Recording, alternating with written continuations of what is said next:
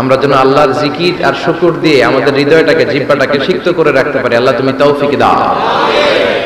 ফরজ সালাতের পরে বিশ্বনবী তাসবিহগুলো পড়তেন, আমরা পড়তে চাই না। আল্লাহ রাসূল সাল্লাল্লাহু আলাইহি ওয়াসাল্লাম সালাম ফেরানোর পরে পড়তেন আল্লাহু আকবার, তিনবার পড়তেন আস্তাগফিরুল্লাহ আস্তাগফিরুল্লাহ আস্তাগফিরুল্লাহ, সুবহানাল্লাহ 33 বার, আলহামদুলিল্লাহ 33 বার, আল্লাহু আকবার 33 বার, লা ইলাহা ইল্লাল্লাহু ওয়াহদাহু লা শারীকা লাহু লাহুল মুলকু ওয়া লাহুল হামদু ওয়া হুয়া আলা কুল্লি শাইইন কাদির। আয়াতুল কুরসি পড়তেন, লম্বা লম্বা অনেক দোয়া করতেন। এগুলো আমরা করি না, আমরা ছোট্ট একটা মুনাজাতের জন্য পাগল হয়ে যাই, তাই না? আসসালামু আলাইকুম ওয়া রাহমাতুল্লাহ, আসসালামু আলাইকুম ওয়া রাহমাতুল্লাহ, আল্লাহুম্মা আমিন বিরহমাতিকা ইয়া আরহামার রাহিমিন, তাই না?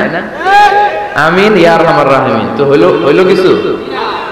তাড়াহুড়ো করবেন না, তাসবিহ পড়বেন, জিকিরগুলো পড়বেন, এগুলো আপনার অন্তরটাকে সিক্ত রাখে। ফরজ সালাতের পরে আয়াতুল কুরসি পড়তে হয়। মান ক্বারা আয়াতুল কুরসি দুবুরা কুল্লি সালাতিন মাকতুবা লাম ইয়ামনাহু মিন দুখুলিল জান্নাতি ইল্লাল মাউত। প্রত্যেক ফরজ সালাতের পরে যে আয়াতুল কুরসি পড়ে তার জান্নাতে ঢোকার ব্যাপারে কোনো বাধা থাকে না একটি জিনিস ছাড়া, সেটা হলো তার মৃত্যু। লোকটা মরে না তাই জান্নাতে যায় না, মরলেই জান্নাত। প্রত্যেক ফরজ সালাতের পরে আয়াতুল কুরসি পড়বেন তো? আর সর্বাবস্থায় বেশি বেশি করে পড়বেন আস্তাগফিরুল্লাহ। কি পড়বেন?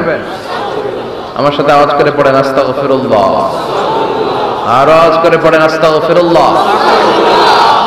বেশি বেশি যারা ইস্তেগফার করে তাদের 5টা লাভ।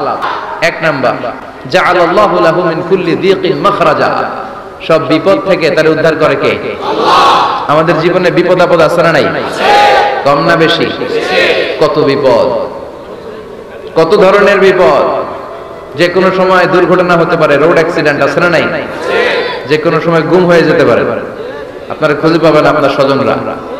যে কোনো সময় ক্রস ফায়ারের মধ্যে পড়তে পারে, ঠিক কি না?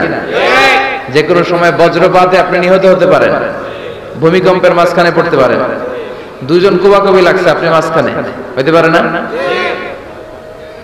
জাআলাল্লাহু লাহু মিন কুল্লি দীকিন মাখরাজা।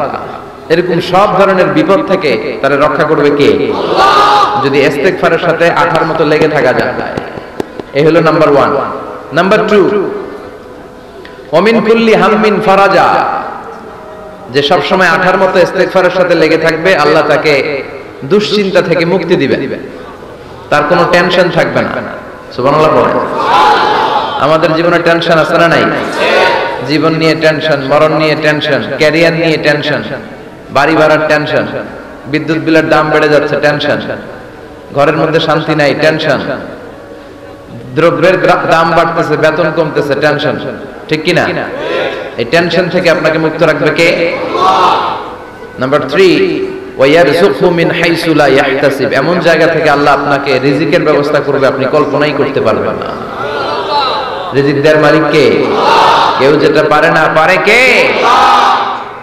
এমন জায়গা থেকে তিনি রিজিক দিবেন আপনি কল্পনাই করতে পারেন না, আপনি হিসাবই করেন না যে এখান থেকে কিছু রিজিক আমি পাবো, কিন্তু আল্লাহ ব্যবস্থা করে দিয়েছে। সুবহানাল্লাহ পড়েন। 4 নাম্বার, যতক্ষণ ইস্তেগফারের সাথে আঠার মতো লেগে থাকবেন আল্লাহর কোনো শাস্তি আপনার উপর আসবে না। ওমা কান আল্লাহু মুআযযিবাহুম ওয়া হুম ইস্তাগফিরুন। যতক্ষণ আপনি ইস্তেগফার করবেন আল্লাহর আযাব আপনারে পাকড়াও করবে না। 5 নাম্বার হচ্ছে আল্লাহ আপনাকে মুস্তাজাবুদ দাওয়া বানিয়ে দিবে।